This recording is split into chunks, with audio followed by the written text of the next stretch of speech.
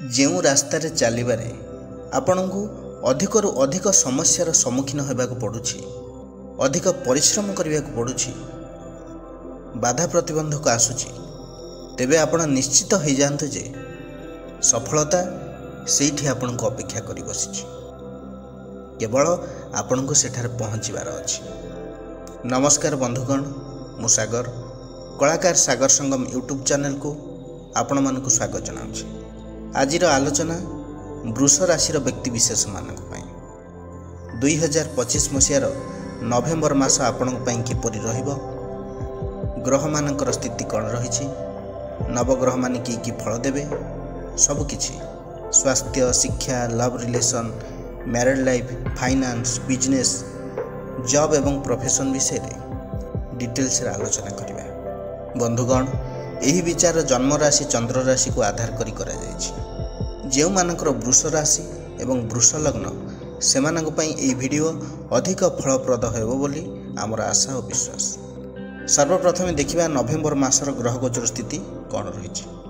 ଆପଣଙ୍କର ରାଶିରୁ ଏକାଦଶରେ ଶନି, ଦଶମରେ ରାହୁ, ଚତୁର୍ଥରେ କେତୁ, ତୃତୀୟରେ ବୃହସ୍ପତି, ସପ୍ତମରେ ମଙ୍ଗଳ ଏବଂ ବୁଧ, ଷଷ୍ଠରେ ରବି ଶୁକ୍ର ଅବସ୍ଥାନ କରିଛନ୍ତି। ପ୍ରଥମେ ଦେଖିବା ଏହି ମାସରେ ଆପଣଙ୍କର ସ୍ୱାସ୍ଥ୍ୟ ଅବସ୍ଥା କିପରି ରହିବ। ଆପଣଙ୍କର ରାଶିକୁ ଲଗ୍ନାଧିପତି ଏବଂ ଷଷ୍ଠାଧିପତି ହେଲେ ଶୁକ୍ର। ଲଗ୍ନ ହେଉଛି ଆମର ଶରୀର, ଷଷ୍ଠ ଭାବ ହେଲା ରୋଗର ଭାବ ଏବଂ ତା ସହିତ ଅଷ୍ଟମ ଏବଂ ଦ୍ୱାଦଶ ଭାବର ଅଧିପତିଙ୍କୁ ମଧ୍ୟ ବିଚାରକୁ ନେବାକୁ ହେବ। ଶୁକ୍ର ଷଷ୍ଠ ଭାବରେ ନଭେମ୍ବର ମାସରେ ରବିଙ୍କ ସହିତ ଏକାଠି ରହୁଛନ୍ତି। ରାହୁଙ୍କର ଦୃଷ୍ଟି ମଧ୍ୟ ଷଷ୍ଠ ଭାବ ଉପରେ ରହିଛି। ତେଣୁ infection, allergy, eczema, hormonal imbalance, thyroid ଇସ୍ୟୁର ସମ୍ଭାବନା ରହିଛି। ନଭେମ୍ବର 26 ପରେ ଯେତେବେଳେ ଶୁକ୍ର ସପ୍ତମରେ ମଙ୍ଗଳଙ୍କ ସହିତ ଅବସ୍ଥାନ କରିବେ, ମହିଳାମାନଙ୍କର ଗାଇନିକ୍ ଟ୍ରବୁଲ୍ ରହିପାରେ। ରାହୁଙ୍କର ପ୍ରଭାବ ଷଷ୍ଠ ଭାବକୁ ରହୁଛି ଶୁକ୍ରଙ୍କ ଉପରେ। ଶୁକ୍ର ହେଉଛନ୍ତି ଲଗ୍ନପତି ମଧ୍ୟ ଏବଂ ଶନିଙ୍କର ଦୃଷ୍ଟି ମଧ୍ୟ ବୃଷ ରାଶିକୁ ରହିଛି। ମାନସିକ ଦୁଶ୍ଚିନ୍ତା, ଅନିଦ୍ରାପଣ ରହିବ। ଯେହେତୁ ଶୁକ୍ର ଷଷ୍ଠରେ ରାହୁ ପ୍ରଭାବିତ, ଗୁପ୍ତ ରୋଗ, ପ୍ରଜନନ ଅଙ୍ଗରେ ସମସ୍ୟା ମଧ୍ୟ ରହିପାରେ। ବିଶେଷ କରି ଯେଉଁମାନଙ୍କର କିଡନୀ ଇସ୍ୟୁ, ପ୍ରୋଷ୍ଟେଟ୍ ଭଳି ସମସ୍ୟା ଅଛି, ଡାଇବେଟିସ୍ ଅଛି, ସେମାନଙ୍କୁ କେୟାରଫୁଲ୍ ରହିବାକୁ ପଡ଼ିବ। ଅଷ୍ଟମାଧିପତି ବୃହସ୍ପତି କର୍କଟରେ ଉଚ୍ଚସ୍ଥ ରହୁଛନ୍ତି ନଭେମ୍ବର ମାସରେ ଏବଂ ଦ୍ୱାଦଶାଧିପତି ମଙ୍ଗଳ ସପ୍ତମରେ ସ୍ୱଗୃହୀ ରହୁଛନ୍ତି। ତେଣୁ ସେମିତି କିଛି ମେଜର ଇସ୍ୟୁ ଦେଖାଉନାହିଁ। ରବି ଯେହେତୁ ଷଷ୍ଠ ଭାବରେ ନିଚ ରହୁଛନ୍ତି ତୁଳାରେ, ଆଖିରେ ଯନ୍ତ୍ରଣା ରହିପାରେ ଏବଂ ନଭେମ୍ବର 17 ପରେ ରବିଙ୍କ ସହିତ ମଙ୍ଗଳ ଏକାଠି ରହିବେ ସପ୍ତମରେ ଏବଂ ଅଷ୍ଟମାଧିପତି ବୃହସ୍ପତିଙ୍କର ଦୃଷ୍ଟି ରହିବ ସପ୍ତମ ଘରକୁ। ଆଖିରେ ସମସ୍ୟା ରହିବା କାରଣରୁ କିଛି ଲୋକଙ୍କର ଅସ୍ତ୍ରୋପଚାର ମଧ୍ୟ ହୋଇପାରେ। ଯେଉଁମାନଙ୍କର ଅଲରେଡ଼ି ଆଇ ପ୍ରୋବ୍ଲେମ୍ ରହିଛି, ଚେକଅପ୍ରେ ରହିଛନ୍ତି, କାଟ୍ରାକ୍ଟ, ଗ୍ଲୁକୋମା ଭଳି ସମସ୍ୟା ରହିଛି, ଆଇ ସ୍ପେଶିଆଲିଷ୍ଟଙ୍କ ସହିତ ମଝିରେ ମଝିରେ କନସଲ୍ଟ କରିବା ନିହାତି ଜରୁରୀ। କେହି କେହି ଲେନ୍ସ ମଧ୍ୟ ବ୍ୟବହାର କରିପାରନ୍ତି। ରବି ଯେହେତୁ ନଭେମ୍ବର 1ରୁ ନଭେମ୍ବର 17 ପର୍ଯ୍ୟନ୍ତ ତୁଳା ରାଶିରେ ନିଚ ରହିବେ, ରୋଗ ପ୍ରତିରୋଧକ ଶକ୍ତି ଟିକେ କମିବ, ଶାରୀରିକ ଉର୍ଜା କମ୍ ରହିବ, ତା ସହିତ ସ୍କିନ୍ ଇନଫେକ୍ସନ୍ ହୋଇପାରେ, ଆଖିରେ ତ ସମସ୍ୟା ରହିବ, ବ୍ଲଡ଼ ପ୍ରେସର ଅପ୍ ଡାଉନ୍ ରହିବ, ହର୍ମୋନାଲ ଇନବାଲାନ୍ସ ସମସ୍ୟାରେ ପକାଇପାରେ। ନଭେମ୍ବର 17 ପରେ ଆଳସ୍ୟ ଟିକେ କମ୍ ହେବ, ପୁରୁଣା ରୋଗର ଉପଶମ ହେବ। କିନ୍ତୁ କିଛି ଲୋକଙ୍କୁ ଥଣ୍ଡା ସର୍ଦ୍ଦି ମଧ୍ୟ ହୋଇପାରେ, କାରଣ ରବି ହେଲେ ଅଗ୍ନିତତ୍ତ୍ୱର ଗ୍ରହ, ଜଳତତ୍ତ୍ୱ ରାଶିରେ ପ୍ରବେଶ କରିବେ ବିଛା ରାଶିରେ। କିନ୍ତୁ ଆଖି ସମସ୍ୟାକୁ ଏଡ଼େଇ ଦିଆଯାଇ ନପାରେ। ଶୁକ୍ର ଯେହେତୁ ସ୍ୱଗୃହୀ ରହୁଛନ୍ତି ଏବଂ ରାହୁଙ୍କର ଦୃଷ୍ଟି ରହୁଛି, ଆପଣଙ୍କୁ ସୁଖ ଏବଂ ବିଳାସବେସନ ଜୀବନଶୈଳୀକୁ ଆକୃଷ୍ଟ କରିପାରେ। ଅଏଲି ଫୁଡ଼୍, ଜଙ୍କ ଫୁଡ଼୍, ମିଠା ଭଳି ଖାଦ୍ୟଠାରୁ ଦୂରେଇ ରହିବା ନିହାତି ଆବଶ୍ୟକ, ନଚେତ୍ ନଭେମ୍ବର ମାସରେ ସ୍ୱାସ୍ଥ୍ୟ ଅବସ୍ଥା ବିଗିଡ଼ିପାରେ। ସୁଗାର, ବିପି, କୋଲେଷ୍ଟ୍ରଲ୍ ବଢ଼ିପାରେ। ଏବେ ଆଲୋଚନା କରିବା ଶିକ୍ଷା ବିଷୟରେ। ପଞ୍ଚମ ଭାବ ଶିକ୍ଷାର ଭାବ, ପଞ୍ଚମାଧିପତି ହେଲେ ବୁଧ ଏବଂ ନବମ ଭାବ ଉଚ୍ଚଶିକ୍ଷାର ଭାବ, ଅଧିପତି ହେଲେ ଶନି। ବୁଧ ମଙ୍ଗଳଙ୍କ ସହିତ ସପ୍ତମ ସ୍ଥାନରେ ବିଛା ରାଶିରେ ଅବସ୍ଥାନ କରୁଛନ୍ତି। ଏବଂ ବୃହସ୍ପତିଙ୍କର ଦୃଷ୍ଟି ମଧ୍ୟ ରହିଛି। ସେହିପରି ନବମ ଅଧିପତି ଶନି ଏକାଦଶରେ ଅବସ୍ଥାନ କରିଛନ୍ତି ଏବଂ ବୃହସ୍ପତିଙ୍କର ଦୃଷ୍ଟି ପାଉଛନ୍ତି। ଏଠି ବୁଧ ମଙ୍ଗଳଙ୍କର ସ୍ଥିତି ବିଦ୍ୟାର୍ଥୀମାନଙ୍କୁ ପ୍ରଖର ଚିନ୍ତା ଶକ୍ତି ସାଙ୍ଗକୁ ତର୍କ ଶକ୍ତି ପ୍ରଦାନ କରିବ। ପ୍ରୋବ୍ଲେମକୁ ସଲ୍ଭ କରିବାର କାପାବିଲିଟି ବଢ଼ିବ, କିନ୍ତୁ ବେଳେବେଳେ ମଙ୍ଗଳଙ୍କ ଯୋଗୁଁ କନସେନ୍ଟ୍ରେସନ୍ ଲ୍ୟାକ୍ କରିବ। ମଙ୍ଗଳ ହେଲେ ଫାୟାର ପ୍ଲାନେଟ୍, ଏନର୍ଜେଟିକ୍ ପ୍ଲାନେଟ୍। ତେଣୁ ବିଦ୍ୟାର୍ଥୀମାନେ ଶିକ୍ଷା ସହିତ ସ୍ପୋର୍ଟସ୍, ଫିଜିକାଲ ଆକ୍ଟିଭିଟି ପ୍ରତି ଅଧିକ ଇଣ୍ଟରେଷ୍ଟ ରଖିବେ। ମ୍ୟାଥମେଟିକ୍ସ, କମ୍ପ୍ୟୁଟର ସାଇନ୍ସ, ଇଞ୍ଜିନିୟରିଂ ଏବଂ ଟେକ୍ନିକାଲ ସବଜେକ୍ଟରେ ବିଦ୍ୟାର୍ଥୀମାନେ ଭଲ କରିବେ। ଉଚ୍ଚଶିକ୍ଷାର ଅଧିପତି ଶନି ଏକାଦଶ ଭାବରେ ବୃହସ୍ପତିଙ୍କର ଗୃହରେ ରହୁଛନ୍ତି, ବୃହସ୍ପତିଙ୍କର ଦୃଷ୍ଟି ପାଉଛନ୍ତି। ଉଭୟ ପଞ୍ଚମପତି ଏବଂ ନବମପତି ବୃହସ୍ପତିଙ୍କ ଦୃଷ୍ଟିରେ। ତେଣୁ ପ୍ରାଥମିକ ଶିକ୍ଷାଠାରୁ ଆରମ୍ଭ କରି ହାୟର ଷ୍ଟଡି ପର୍ଯ୍ୟନ୍ତ ସବୁଥିରେ ଅନୁକୂଳ ସମୟ ରହିଛି। ବିଦ୍ୟାର୍ଥୀମାନେ ଆଶାନୁରୂପ ସଫଳତା ପାଇବେ। ଯେଉଁ ବିଦ୍ୟାର୍ଥୀମାନେ UPSC, banking, civil service, research, mechanical ଏହିସବୁ କ୍ଷେତ୍ରରେ ଚେଷ୍ଟା ଚଳାଇଛନ୍ତି, ନଭେମ୍ବର ମାସର ସେକେଣ୍ଡ ଫେଜ୍ରୁ ସେମାନଙ୍କ ପାଇଁ ଭଲ ସୁଯୋଗ ରହିଛି ଏବଂ ଆତ୍ମବିଶ୍ୱାସ ମଧ୍ୟ ବଢ଼ିବ। ଭାଗ୍ୟ ଭାବର ଅଧିପତି ଶନି ଯେହେତୁ ଲାଭ ସ୍ଥାନରେ ରହୁଛନ୍ତି, ବଳଶାଳୀ ଅଛନ୍ତି। ନିଶ୍ଚିତ ରୂପରେ ସଫଳତା ମିଳିବ, କିନ୍ତୁ ଧୈର୍ଯ୍ୟ ଧରିବାକୁ ପଡ଼ିବ। ମିଳିବ କିନ୍ତୁ ଡେରିରେ। ମଙ୍ଗଳ ଦ୍ୱାଦଶ ଭାବର ଅଧିପତି, ପଞ୍ଚମାଧିପତି ବୁଧ ଯୁକ୍ତ ସପ୍ତମ କେନ୍ଦ୍ରରେ। ଷ୍ଟଡିକୁ ନେଇ ଲଙ୍ଗ୍ ଟ୍ରାଭେଲ୍ ହୋଇପାରେ। ନେଟିଭ୍ ପ୍ଲେସ୍କୁ ଛାଡ଼ି ବାହାର ଷ୍ଟେଟ୍ କିମ୍ବା ବିଦେଶରେ ପାଠ ପଢ଼ିବା ପାଇଁ ଆଡ଼ମିସନ୍ କରିପାରନ୍ତି, କୋଚିଂ ଜଏନ୍ କରିପାରନ୍ତି। ଯେଉଁମାନେ ବିଦେଶରେ ପ୍ଲାନିଂ କରୁଛନ୍ତି ହାୟର ଷ୍ଟଡି ପାଇଁ, ସେମାନଙ୍କ ପାଇଁ ଏ ନଭେମ୍ବର ମାସ ଅନୁକୂଳ ରହିଛି। ଫର୍ମ ଫିଲ୍ଅପ୍ କରିବେ, କ୍ଲାସ୍ ଜଏନିଂ ପାଇଁ ନୋଟିସ୍ ଆସିପାରେ, ୟୁନିଭର୍ସିଟିରେ ସିଲେକ୍ସନ୍ ମଧ୍ୟ ଆପଣଙ୍କର ହୋଇଯାଇପାରେ। ବୁଧ ଏବଂ ମଙ୍ଗଳ ଏଠି ଏକାଠି ରହିବା ଫଳରେ ଅଧିକାଂଶ ସମୟରେ ଓଭର ଆକ୍ଟିଭ୍ ରହିବେ। ସେଥିପାଇଁ ଦୁଶ୍ଚିନ୍ତା ଏବଂ ଚିଡ଼ିଚିଡ଼ାପଣ ବିଦ୍ୟାର୍ଥୀମାନଙ୍କ ପାଖରେ ଦେଖିବାକୁ ମିଳିବ। ଓଭରଅଲ୍ ଯଦି କହିବି, ଶିକ୍ଷା କ୍ଷେତ୍ରରେ ଏହି ନଭେମ୍ବର ମାସ ଅଧ୍ୟୟନରେ ରୁଚି ବଢ଼ିବ। କମ୍ପିଟେଟିଭ୍ ଏକ୍ଜାମରେ ସଫଳତା ଅଛି। ହାୟର ଷ୍ଟଡି ପାଇଁ ଶୁଭ ସମୟ। ଟେକ୍ନିକାଲ ଫିଲ୍ଡ, ସାଇନ୍ସ ଏବଂ କଳା କ୍ଷେତ୍ରରେ ଷ୍ଟୁଡେଣ୍ଟସ୍ ମାନେ ଭଲ କରିବେ। ଏବେ ଆଲୋଚନା କରିବା ଫାଇନାନ୍ସ ଆଣ୍ଡ ଲଭ୍ ରିଲେସନ୍ ବିଷୟରେ। ଦ୍ୱିତୀୟ ଭାବ ଫାଇନାନ୍ସର ଭାବ ଏବଂ ପଞ୍ଚମ ଭାବ ଲଭ୍ ରିଲେସନ୍ର ଭାବ। ଅଧିପତି ହେଲେ ବୁଧ। ବୁଧ ସପ୍ତମରେ ମଙ୍ଗଳଙ୍କ ସହିତ ଅବସ୍ଥାନ କରିଛନ୍ତି ଏବଂ ବୃହସ୍ପତିଙ୍କର ଦୃଷ୍ଟି ମଧ୍ୟ ସପ୍ତମକୁ ରହିଛି। ପ୍ରଥମେ ଫାଇନାନ୍ସ ବିଷୟରେ ଆଲୋଚନା କରିବା। ନଭେମ୍ବର ମାସରେ ଆର୍ଥିକ ସ୍ଥିତି ବୃଷ ରାଶି ପାଇଁ ଡାଇନାମିକ୍ ରହିବ।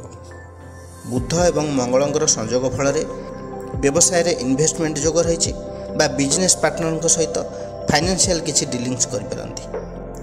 ଏଠାରେ ମଙ୍ଗଳ ଯେହେତୁ ଦ୍ୱାଦଶପତି ଏବଂ ସପ୍ତମପତି, ଆର୍ଥିକ ସ୍ଥିତିକୁ ଲକ୍ଷ୍ୟ କରି ଆଗକୁ ବଢ଼ିବାକୁ ପଡ଼ିବ। ଜଲ୍ଦିବାଜିରେ ଡିସିସନ୍ ନେବା ଦ୍ୱାରା ଅସୁବିଧାରେ ଆପଣ ପଡ଼ିପାରନ୍ତି। କିନ୍ତୁ ସପ୍ତମରେ ଯେହେତୁ ମଙ୍ଗଳ ସ୍ୱଗୃହୀ ବଳବାନ ରହୁଛନ୍ତି, ମଙ୍ଗଳ ହେଲେ ଭୂମିର କାରକ ଗ୍ରହ, ପ୍ରପର୍ଟିର କାରକ ଗ୍ରହ। ତେଣୁକରି କିଛି ପୁରୁଣା ପ୍ରପର୍ଟିକୁ ସେଲ୍ କରି ଆପଣ କିଛି ଟଙ୍କା ଇନକମ୍ କରିପାରନ୍ତି। ବୃହସ୍ପତିଙ୍କର ଦୃଷ୍ଟି ବୁଧଙ୍କ ଉପରେ ରହୁଥିବାରୁ ଫାଇନାନ୍ସିଆଲ ଷ୍ଟେବିଲିଟି ଆସିବ। ଏକ୍ସଟ୍ରା ଇନକମ୍ର ବାଟ ଫିଟିବ। ଇନଭେଷ୍ଟମେଣ୍ଟରେ ଲାଭ ମିଳିବ। ବକେୟା ଅର୍ଥରାଶି ମିଳିବାର ଯୋଗ ଅଛି। ଶନି ଭାଗ୍ୟପତି ଲାଭ ସ୍ଥାନରେ ଏବଂ ଏକାଦଶପତିଙ୍କ ଦୃଷ୍ଟି ମଧ୍ୟ ରହିଛି। ବ୍ୟାଙ୍କ ବାଲାନ୍ସରେ ବୃଦ୍ଧି ଧୀରେ ଧୀରେ ହେବ। କିଛି ଫିକ୍ସଡ ଡିପୋଜିଟ୍ ମଧ୍ୟ କରିପାରନ୍ତି। ଯେଉଁମାନେ ପାର୍ଟନରସିପ୍ ବିଜନେସ୍ କରୁଛନ୍ତି ସେମାନେ ମଧ୍ୟ ଲାଭବାନ ହେବେ। ନ୍ୟୁ କଣ୍ଟ୍ରାକ୍ଟ ମଧ୍ୟ ମିଳିବ। ଯେଉଁମାନେ ଫ୍ରିଲାନ୍ସର, ସେଲ୍ଫ ଏମ୍ପ୍ଲଏଡ୍, ସେମାନଙ୍କ ପାଇଁ ନ୍ୟୁ ଇନକମ୍ ସୋର୍ସର ବାଟ ଫିଟିବ। ଆର୍ଥିକ ସ୍ଥିତିରେ ସୁଧାର ଆସିବ। ଏବେ ଆଲୋଚନା କରିବା ଲଭ୍ ରିଲେସନ୍ ବିଷୟରେ। ଲଭ୍ ଲାଇଫ୍ କଥା ଯଦି କହିବି, ଏହି ମାସ ଆପଣଙ୍କ ପାଇଁ ରୋମାନ୍ସ ଏବଂ ସମ୍ବେଦନଶୀଳ ରହିବ। କାହା ସହିତ ଫ୍ରେଣ୍ଡସିପ୍ ଷ୍ଟାର୍ଟ ହୋଇପାରେ। ଲଭ୍ ପାର୍ଟନରଙ୍କ ମଧ୍ୟରେ ଅଣ୍ଡରଷ୍ଟାଣ୍ଡିଂ ତ ଭଲ ରହିବ, କିନ୍ତୁ ବୁଧ ମଙ୍ଗଳ ସଂଯୋଗ ଫଳରେ କଥାବାର୍ତ୍ତାକୁ ନେଇ ମନରେ ଆବେଗ ସୃଷ୍ଟି ହେବ। କେତେବେଳେ ଅପ୍ ତ କେତେବେଳେ ଡାଉନ୍ ଚାଲିବ। କେତେବେଳେ ଝଗଡ଼ା ତ ପୁଣି କେତେବେଳେ ପ୍ୟାଚଅପ୍, ଏଇଭଳି ସ୍ଥିତି ରହିବ। ଯେଉଁମାନେ ଲଭ୍ ରିଲେସନ୍ରେ ଅଛନ୍ତି, ଛୋଟ ମୋଟ କଥାକୁ ନେଇ ଆର୍ଗୁମେଣ୍ଟ, ମିସ୍ଅଣ୍ଡରଷ୍ଟାଣ୍ଡିଂ ସେମାନଙ୍କ ମଧ୍ୟରେ ସୃଷ୍ଟି ହେବ। ବୃହସ୍ପତିଙ୍କର ଦୃଷ୍ଟି ମଙ୍ଗଳ ଏବଂ ବୁଧଙ୍କୁ ରହୁଥିବାରୁ ସମ୍ପର୍କ ତୁଟିବନି। ମ୍ୟୁଚୁଆଲ ଅଣ୍ଡରଷ୍ଟାଣ୍ଡିଂରେ ସମ୍ପର୍କ ନିବିଡ଼ ହେବ। ଲଭ୍ ପାର୍ଟନରଙ୍କୁ ଲାଇଫ୍ ପାର୍ଟନର କରିବାର ସୁଯୋଗ ମଧ୍ୟ ରହିଛି ଏହି ନଭେମ୍ବର ମାସରେ। ଯେଉଁମାନେ ଅବିବାହିତ ଅଛନ୍ତି ସେମାନଙ୍କର ଅପୋଜିଟ୍ ସାଇଡ୍ରୁ ପ୍ରେମ ନିବେଦନ ମିଳିପାରେ ବା ଆପଣ କାହା ପ୍ରତି ଅଧିକ ଆକର୍ଷିତ ହୋଇପାରନ୍ତି। ଯଦି ଲଭ୍ ଲାଇଫ୍କୁ ଶାନ୍ତିପୂର୍ଣ୍ଣ ଭାବରେ ଆଗକୁ ନେବା ପାଇଁ ଚାହୁଁଛନ୍ତି, ଜଲ୍ଦିବାଜି, କ୍ରୋଧ ଏବଂ ସନ୍ଦେହକୁ ଦୂର କରିବାକୁ ପଡ଼ିବ। ନଭେମ୍ବର ମାସର ଶେଷ ଭାଗକୁ ପ୍ରେମ ସମ୍ବନ୍ଧରେ ସ୍ଥିରତା ଆସିବ, ସୁଖ ଶାନ୍ତି ପ୍ରାପ୍ତି ହେବ। ଏବେ ଆଲୋଚନା କରିବା ମ୍ୟାରେଡ୍ ଲାଇଫ୍ ଏବଂ ବିଜନେସ୍ ବିଷୟରେ। ସପ୍ତମ ଭାବ ବ୍ୟବସାୟର ଭାବ। ସପ୍ତମ ଭାବରୁ ମଧ୍ୟ ବୈବାହିକ ଜୀବନ ବିଷୟରେ ବିଚାର କରାଯାଏ। ସପ୍ତମ ପତି ହେଉଛନ୍ତି ମଙ୍ଗଳ। ମଙ୍ଗଳ ବିଛା ରାଶିରେ ସ୍ୱଗୃହରେ ଅବସ୍ଥାନ କରିଛନ୍ତି ଏବଂ ପଞ୍ଚମାଧିପତି ବୁଧଙ୍କ ସହିତ ଅଛନ୍ତି। ବୃହସ୍ପତିଙ୍କର ଦୃଷ୍ଟି ମଧ୍ୟ ମଙ୍ଗଳଙ୍କୁ ରହୁଛି। ଏହି ମାସରେ ପତି ପତ୍ନୀଙ୍କ ମଧ୍ୟରେ ଶାରୀରିକ ଆକର୍ଷଣ ବଢ଼ିବ, ରୋମାନ୍ସ ବଢ଼ିବ। ମଙ୍ଗଳ ବିଛା ରାଶିରେ ସ୍ୱଗୃହୀ ଥିବାରୁ ଏଗ୍ରେସିଭନେସ୍ ତ ରହିବ ପାର୍ଟନରଙ୍କ ମଧ୍ୟରେ। ଆପଣଙ୍କ ମଧ୍ୟରେ ବି କୌଣସି କଥାକୁ ନେଇ ଉଗ୍ରତା ରହିବ। ସେଥିପାଇଁ କୌଣସି ଛୋଟ ଛୋଟ କଥାରେ ଝଗଡ଼ାରୁ ଦୂରେଇ ରହିବାଟା ଠିକ୍ ହେବ ଆପଣଙ୍କ ପାଇଁ। ସପ୍ତମାଧିପତି ମଙ୍ଗଳ ସ୍ୱଗୃହୀ ଏବଂ ପଞ୍ଚମପତିଙ୍କ ସହିତ ରହୁଛନ୍ତି। ବୃହସ୍ପତିଙ୍କର ଦୃଷ୍ଟି ତ ରହିଛି। ଯେଉଁମାନେ ଅବିବାହିତ ଅଛନ୍ତି ସେମାନଙ୍କର ମ୍ୟାରେଜ୍ ପ୍ରପୋଜାଲ୍ ଫାଇନାଲ୍ ହୋଇଯିବ। ବିବାହ ହେବାର ଷ୍ଟ୍ରଙ୍ଗ ପସିବିଲିଟି ରହିଛି। ଲାଇଫ୍ ପାର୍ଟନରଙ୍କର ବ୍ୟବହାର ଭାବନାତ୍ମକ ଏବଂ ସମ୍ବେଦନଶୀଳ ରହିବ ଏବଂ ଅଧିକାର ପ୍ରିୟ ରହିବ। ପାର୍ଟନର ଆପଣଙ୍କର ପ୍ରେରଣାର ସ୍ରୋତ ବନିବେ। ଆଉ ଯଦି ଆପଣ ତାଙ୍କ କଥାକୁ ଇଗ୍ନୋର କରିବେ ତେବେ ସେ ଅଭିମାନ ମଧ୍ୟ କରିପାରନ୍ତି। ମଙ୍ଗଳ ହେଉଛନ୍ତି ଫାୟାର ପ୍ଲାନେଟ୍। କେତେବେଳେ କେମିତି କପଲଙ୍କ ମଧ୍ୟରେ ଇଗୋ କ୍ଲାସ୍ ଚାଲିପାରେ। ବିଶେଷ କରି ନଭେମ୍ବର ମାସର ମଧ୍ୟ ଭାଗରୁ ଶେଷ ପର୍ଯ୍ୟନ୍ତ ନିଜର ଭାବନା ଉପରେ କଣ୍ଟ୍ରୋଲ ରଖିବା ନିହାତି ଦରକାର। ନହେଲେ ଅତି ଛୋଟ ମୋଟ କଥା ବହୁତ ବଡ଼ ରୂପ ନେଇପାରେ। ଓଭରଅଲ୍ ଯଦି କହିବି, ବୃଷ ରାଶିର ବ୍ୟକ୍ତିବିଶେଷମାନଙ୍କ ପାଇଁ ଏହି ନଭେମ୍ବର ମାସ ବୈବାହିକ ଜୀବନରେ ଭାବନାତ୍ମକ, ରୋମାଣ୍ଟିକ୍ ଏବଂ ଇଣ୍ଟିମେସିକୁ ବଢ଼ାଇବ। ମଙ୍ଗଳ ସ୍ୱଗୃହୀ ହେବା ଫଳରେ ସମ୍ପର୍କରେ ଦୃଢ଼ତା ସହିତ ସ୍ଥିରତା ମଧ୍ୟ ରହିବ। ବେଳେବେଳେ ଅତି ସମ୍ବେଦନଶୀଳତା ଏବଂ କ୍ରୋଧ ସମ୍ପର୍କକୁ ମଧ୍ୟ ପ୍ରଭାବିତ କରିପାରେ। ଯଦି ଅଣ୍ଡରଷ୍ଟାଣ୍ଡିଂ ଭଲ ରହେ, ଆପଣ ଯଦି କେୟାରିଂ ରହିବେ, ପାର୍ଟନରଙ୍କର କଥାକୁ ଇମ୍ପୋର୍ଟାନ୍ସ ଦେବେ, ଏହି ମାସ ବୈବାହିକ ଜୀବନରେ ପ୍ରେମ ଭରିଦେବ। ଲାଇଫ୍ ପାର୍ଟନର ଯଦି ଜବ୍ କରୁଛନ୍ତି ତାଙ୍କର ପ୍ରମୋସନ୍ ହେବାର ଯୋଗ ରହିଛି। ସାଲାରୀ ଇନକ୍ରିମେଣ୍ଟ ହେବାର ମଧ୍ୟ ଯୋଗ ଦେଖାଉଛି। ଯେଉଁମାନେ ବିଜନେସ୍ କରୁଛନ୍ତି ସେମାନେ ମଧ୍ୟ ଲାଭବାନ ହେବେ। ଏବେ ଆଲୋଚନା କରିବା ବିଜନେସ୍ ବିଷୟରେ। ସପ୍ତମ ଭାବ ହିଁ ବିଜନେସ୍ର ଭାବ। ସପ୍ତମରେ ମଙ୍ଗଳ ସ୍ୱଗୃହୀ ଏବଂ ବୁଧ ହେଉଛନ୍ତି ବାଣିଜ୍ୟର କାରକ ଗ୍ରହ। ନଭେମ୍ବର 23 ପର୍ଯ୍ୟନ୍ତ ବିଛା ରାଶିରେ ମଙ୍ଗଳଙ୍କ ସହିତ ବୁଧ ଅବସ୍ଥାନ କରିବେ। ଏକାଦଶପତି ବୃହସ୍ପତି କର୍କଟରେ ଉଚ୍ଚସ୍ଥ ରହୁଛନ୍ତି ଏବଂ ଦୃଷ୍ଟି ଦେଉଛନ୍ତି ସପ୍ତମ ଭାବକୁ, ବାଣିଜ୍ୟ ଭାବକୁ। ଏବଂ ବୃହସ୍ପତିଙ୍କର ଦୃଷ୍ଟି ମଧ୍ୟ ଲାଭ ସ୍ଥାନକୁ ରହୁଛି। ତେଣୁ ବିଜନେସ୍ରେ ଡେଭଲପମେଣ୍ଟ ରହିଛି, ରାପିଡ୍ ଗ୍ରୋଥ୍ ଦେଖାଉଛି। ଫାଇନାନ୍ସିଆଲ ଷ୍ଟେବିଲିଟି ବଢ଼ିବ। ଇନଭେଷ୍ଟମେଣ୍ଟରେ ଆଶାଠାରୁ ଅଧିକ ରିଟର୍ନ ଆସିବ। ବିଜନେସ୍ରେ ଏକ୍ସଟେନସନ୍ କରିପାରନ୍ତି। ନ୍ୟୁ ବିଜନେସ୍ ଷ୍ଟାର୍ଟ କରିବେ। ମଙ୍ଗଳ ଏଠାରେ ରୁଚକ ନାମକ ମହାପୁରୁଷ ଯୋଗ ସୃଷ୍ଟି କରୁଛି। ମଙ୍ଗଳ ହେଲେ ଭୂମିପୁତ୍ର। ପ୍ରପର୍ଟି ରିଲେଟେଡ୍ ବିଜନେସ୍ ଯେଉଁମାନେ କରୁଛନ୍ତି, ରିଏଲ୍ ଇଷ୍ଟେଟ୍ରେ କାମ କରୁଛନ୍ତି, ସେମାନେ ଲାଭବାନ ହେବେ। ପାର୍ଟନରସିପ୍ ବିଜନେସ୍ ଯେଉଁମାନେ ବି କରୁଛନ୍ତି ସେମାନେ ମଧ୍ୟ ଲାଭବାନ ହେବେ। ସେମାନଙ୍କ ପାଇଁ ସମୟ ଅନୁକୂଳ ରହୁଛି। ଯେଉଁମାନେ ଲୁହା, steel, mechanical parts, electronics equipment, engine parts, automobile service centre, building ମ୍ୟାଟେରିଆଲ୍ସର ବ୍ୟବସାୟ କରୁଛନ୍ତି ସେମାନେ ଲାଭବାନ ହେବେ। ଯେଉଁମାନେ ରିଏଲ୍ ଇଷ୍ଟେଟ୍ରେ ଅଛନ୍ତି, ପ୍ରପର୍ଟି ଡିଲିଂସ୍ କରୁଛନ୍ତି, ଫୁଡ୍ ପ୍ରୋସେସିଂରେ ଅଛନ୍ତି, ଡାଇରୀ, ଅର୍ଗାନିକ୍ ପ୍ରଡ଼କ୍ଟର ବିଜନେସ୍ କରୁଛନ୍ତି ବା ବିଜନେସ୍ କରିବା ପାଇଁ ଚାହୁଁଛନ୍ତି, ସେମାନଙ୍କ ପାଇଁ ସମୟ ଅନୁକୂଳ ରହିଛି। ଏକାଦଶ ଅଧିପତି ବୃହସ୍ପତି କର୍କଟରେ ଉଚ୍ଚସ୍ଥ ରହୁଛନ୍ତି।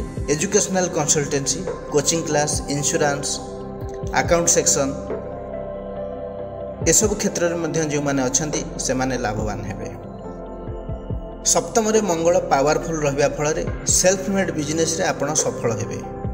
ଆପଣ ଯେକୌଣସି ଫିଲ୍ଡରେ ରୁହନ୍ତୁ ନା କାହିଁକି ନେତୃତ୍ୱ ନେବାକୁ ପସନ୍ଦ କରିବେ। ଅନ୍ୟର ଅଧୀନରେ ରହିବାକୁ ପସନ୍ଦ କରିବେ ନାହିଁ।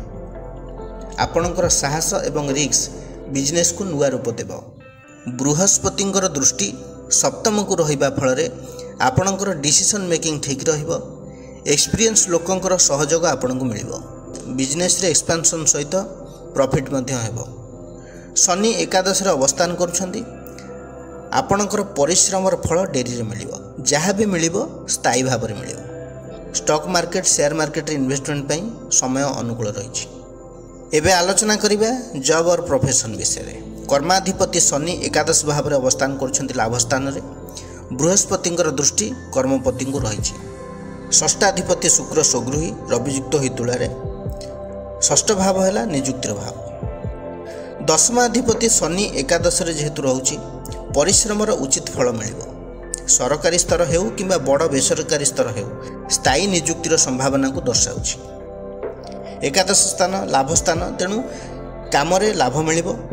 एक्सपीरियंस्ड एवं सीनियर कर्मचारी ठारू भी आपन को रेस्पेक्ट मिल, सपोर्ट भी मिल। जो मैंने जॉब रे अछंती सेमानकर प्रमोशन हो पारे, सैलरी इंक्रीमेंट हो पारे, बोनस मिल पारे। जो मैंने जॉबलेस अछंती सेमानकु मिड नवेम्बर रु डिसेम्बर लास्ट भितर जॉब मिलबार पॉसिबिलिटी रही। शुक्र षष्ठ स्वगृही रही। कंफर्टेबल जोन रे आपन को काम मिल पारे। वर्क फ्रॉम होम आपन को मिल पारे। आपन को शूट करला भली परिवेश रे जॉब मिल पारे बा ट्रांसफर हो पारे। आपनकर विशेष वर्कलोड एई मासरे आपनकर रहइबो नाही। जो लोक माने जॉब रे अछंती सेमानक पई ए समय सेल्फ सैटिस्फैक्शन सहित स्टेबिलिटी देबो। जो माने fashion, media, art, beauty and luxury product, banking sector, public dealings यही सब क्षेत्र में कार्यरत अछंती यही समय सेमानक पई शुभ फलदायी हबो। बृहस्पति उच्चस्थ रही सप्तम को, नवम को एवं एकादश भाव को दृष्टि देउछंती। व्यवसाय रे लाभ, भाग्य रे उन्नति, अचानक अर्थ लाभर सूचना मिलुछि। विदेश सूत्र लाभ, पार्टनरशिप रे सफलता एवं कैरियर रे ग्रोथ देखौछि। जदि आपण जॉब रे अछनी प्रमोशन हबो एवं ता सहित न्यू रेस्पोंसिबिलिटी आपन को मिल पारे। मान सम्मान मध्य वृद्धि हेबो। जदि बिजनेस करूछंती बहुत बड़ प्रोजेक्ट आपन को मिल पारे एवं आपण लाभवान मध्य हेबे। एही नवेम्बर मास गवर्नमेंट सेक्टर रे जो माने कार्य करूछंती बा गवर्नमेंट जॉब पई ट्राई करूछंती सेमानक पई समय मध्य बहुत भल रहिछि। रवि नवेम्बर 17 रे बुध युक्त होई सप्तम रे रहिबे एवं बृहस्पतिंकर दृष्टि मध्य रहिबो। जो माने कॉम्पिटिटिव एग्जाम देइथिले, इंटरव्यू देइथिले सेमानकर जॉब हेबार पॉसिबिलिटी रहिछि। Any government sector, banking, income tax department, railway, educational department, प्रशासनिक पद पई जो माने ट्राई करूछंती से माने सफल हेबार पॉसिबिलिटी रहिछि। कर्म क्षेत्र रे स्थायित्व रहिबो। सहकर्मी मानक सहित संपर्क भल रहिबो। वरिष्ठ अधिकारी आपणकर कार्य संतुष्ट रहिबे। सैलरी इंक्रीमेंट, बोनस तथा प्रमोशन जोग मध्य रहिछि। किछि लोकंकर ट्रांसफर हो पारे। आर्थिक रूप से यह मास अत्यंत शुभ रहिबो वृष राशि व्यक्ति विशेष मानक पई। वृष राशि व्यक्ति विशेष मानक पई एई नवेम्बर मासरे बेस्ट कैरियर ऑप्शन रहिबो IT sector, MNC, real estate, construction field, banking, finance, art industry, architecture, luxury, beauty and products, art and craft यही क्षेत्र में जदि आपण आगू बढ़िया चाहूँगी, कैरियर करने चाहूँगी तेबे सक्सेस निश्चित भाव में मिल 100% पॉसिबिलिटी रही। प्रतिकार कौन करेंगे? शुक्रंकर बीज मंत्र जप करंतु। मंत्रटी है ओम द्रांग द्रिंग द्रौं स शुक्राय नम। दैनिक 108 थर। माँ लक्ष्मी उपासना करंतु। सोमवार दिन शिव को क्षीर बेलपत्री लगी करंतु। राति रे कला कुकुर किंबा गाई को रुटी खाइबा को दियंतु। कौनसी एक मंदिर रे शुक्रवार दिन अरुआ चाउल, धड़ा वस्त्र, क्षीर एवं रूपार दान करंतु। एवं प्रत्येक शनिवार शनि को कला अपराजिता फूल लगी करंतु। आपन पई शुभ रहिबो। बंधुगण, यह थिला वृष राशि व्यक्ति विशेष मानक पई 2025 मसीहार नवेम्बर मासर भविष्यत फल। जदि यही भिडियोटी आपण मानकु भल लगी थाए तेबे लाइक, कमेंट, शेयर करिया पई जमार भी भूलिबे नहीं। पुणी आसीबी आउ एक नुआ अध्याय को नहीं। से पर्यंत रहउछ। नमस्कार।